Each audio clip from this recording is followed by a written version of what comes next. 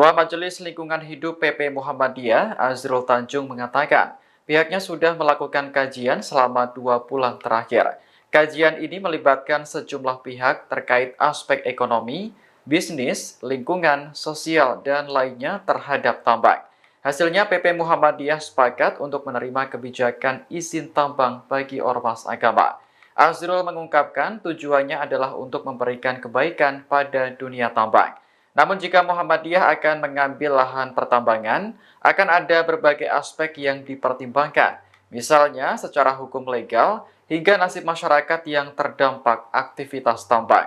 Adapun ketentuan ormas keagamaan dapat mengelola tambang tertuang dalam PP nomor 25 tahun 2024. Di dalamnya mengatur soal perubahan atas PP nomor 96 tahun 2021 tentang pelaksanaan kegiatan usaha pertambangan, mineral, dan batubara.